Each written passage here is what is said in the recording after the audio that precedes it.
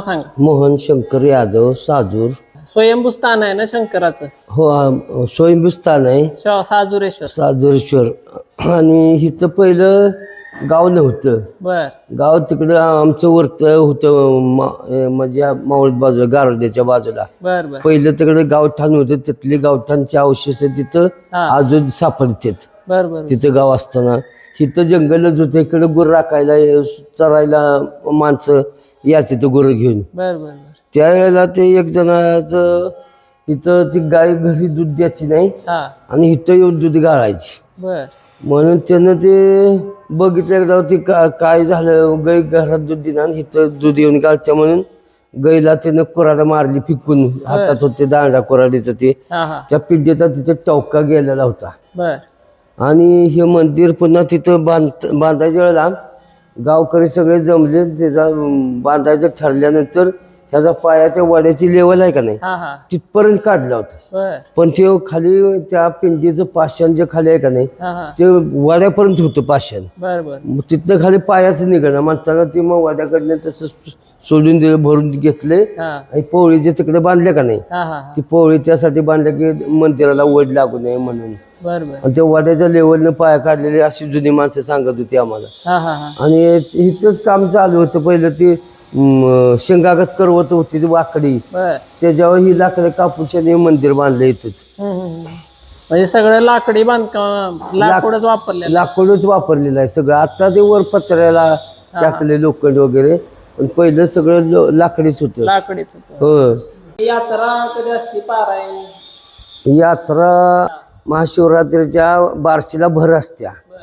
महाशिवरात्रीला अमावस्येला खेळणं असते आणि त्याच्या आधी पारायण मग 7 दिवसाचं असते. त्या तिथीवर काढलं जातं पारायण तारीख. महाशिवरात्रीच्या आदल्या दिवशी काला येवावा अशा पद्धतीनं आम्ही पारायण घेतो. म्हणजे शिवरात्रीला आमच्या इथं गावात सगळी देवाला मोहर घालतात, आंब्याचा पाणी घालतात, आंघोळ घालतात देवाला.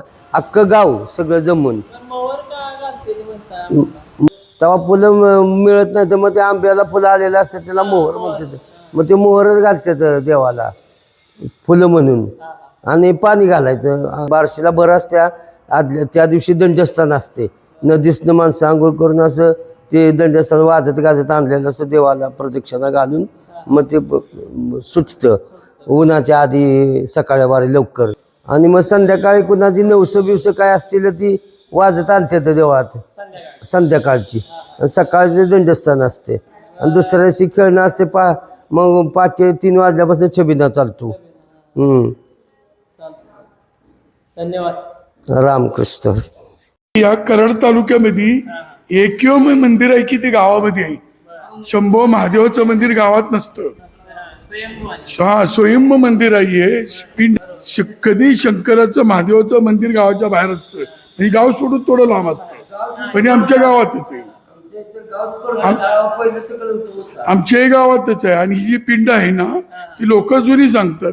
ही पिंड आहे ना तर ती पिंड प्रयत्न केला त्यांनी काढायचा बाहेर, पण तू खूप आतमध्ये ती अंत लागला नाही त्यांचा पिंडचा खोदायचा. मग त्यानंतर त्या लोकांनी मंदिर ती खालून वड्यापासून पाया घातला होता.